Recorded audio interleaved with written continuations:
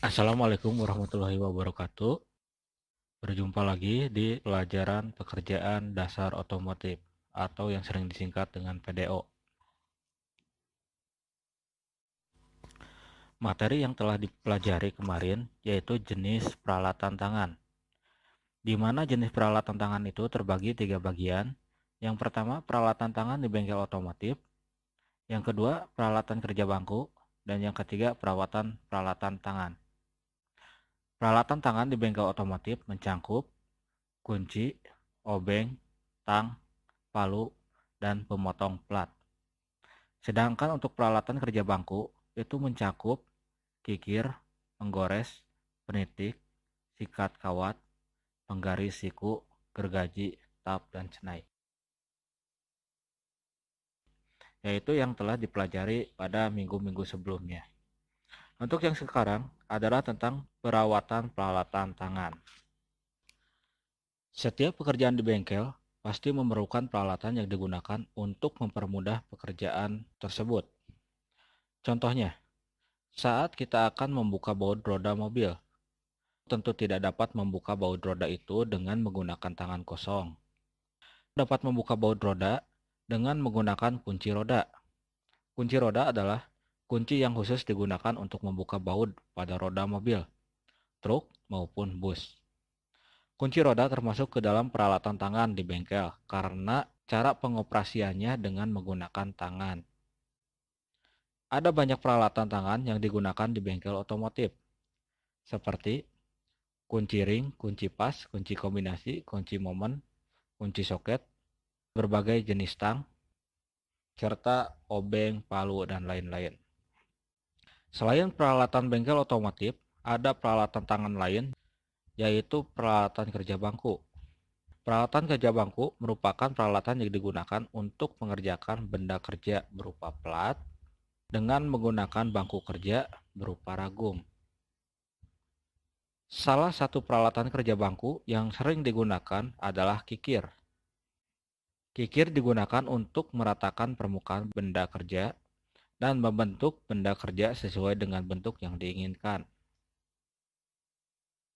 Selain kikir, ada beberapa jenis peralatan kerja bangku di bengkel, seperti penggores, gergaji, senai, penitik, penggaris siku, dan yang lainnya.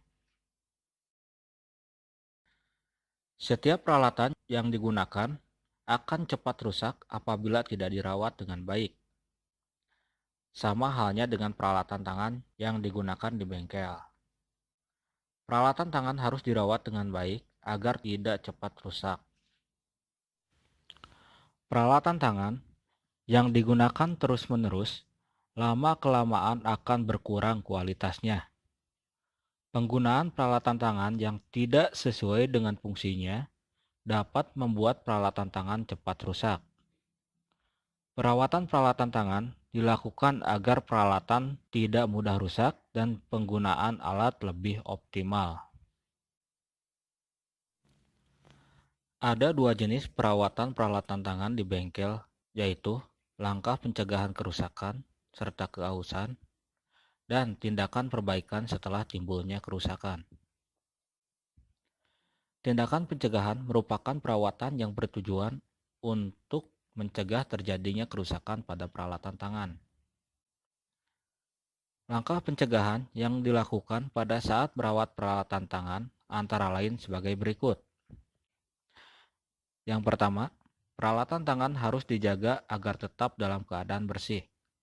Nah, di sini peralatan tangan yang sering digunakan di bengkel pasti akan cepat kotor, baik terkena debu, oli, ataupun yang lainnya. Peralatan tangan yang telah selesai digunakan harus segera dibersihkan dengan lap bersih. Kalau perlu menggunakan bensin. Yang kedua, peralatan tangan sebaiknya disimpan di dalam lemari alat atau toolbox. Nah, toolbox di sini merupakan kotak penyimpanan yang digunakan untuk menyimpan peralatan tangan, seperti kunci ring, kunci pas, kunci kombinasi, kunci soket, berbagai jenis tang, palu, obeng, dan lain-lain. Kunci soket juga ditempatkan pada kotak penyimpanan kunci soket. Jadi penyimpanan alat-alatnya itu terpisah. Jangan disatukan antara kunci pas misalnya dengan kunci-kunci yang lain. Selain itu, peralatan tangan juga dapat disimpan pada tool kabinet atau etalase yang terdapat di bengkel. Peralatan yang mudah berkarat harus disimpan di tempat yang bersih dan aman. Yang ketiga, sebelum digunakan, peralatan tangan harus diperiksa secara teratur. Hal ini untuk mengidentifikasi kerusakan-kerusakan pada peralatan tangan. Yang keempat, penggunaan peralatan tangan harus sesuai dengan ukuran dan momen spesifikasinya. Sebelum mengencangkan atau mengendorkan baut, ukuran kunci harus disesuaikan dengan ukuran baut. Sebaiknya, baut dikendorkan terlebih dahulu dengan kunci ring sebelum menggunakan kunci pas. Baut dengan momen pengencangan tinggi dikendorkan dengan kunci soket dan dikencangkan dengan kunci momen. Yang kelima, jangan membiarkan peralatan tangan berada di atas mesin yang sedang beroperasi. Peralatan tangan yang berada di atas mesin yang berjalan dapat mengakibatkan kecelakaan serta kerusakan pada alat dan mesin. Apabila tindakan pencegahan telah dilakukan, namun peralatan tangan rusak setelah digunakan, maka peralatan tangan tersebut harus segera diganti dengan yang baru. Kerusakan pada peralatan tangan dapat disebabkan penggunaan peralatan tangan yang tidak sesuai dengan prosedur atau peralatan tersebut memang setelah usang. Kunci-kunci yang telah rusak tidak boleh digunakan lagi karena dapat menyebabkan kerusakan pada baut atau mur. Selain itu, peralatan kerja bangku juga perlu dirawat dengan baik. Langkah perawatan pada peralatan kerja bangku tidak jauh berbeda dengan perawatan pada peralatan tangan. Peralatan kerja bangku juga harus dibersihkan secara teratur setelah selesai digunakan. Misalnya, kikir yang telah selesai digunakan dibersihkan dengan menggunakan sikat kawat untuk menghilangkan geram-geram yang menempel pada kikir dan menjaga agar gigi-gigi kikir tetap tajam.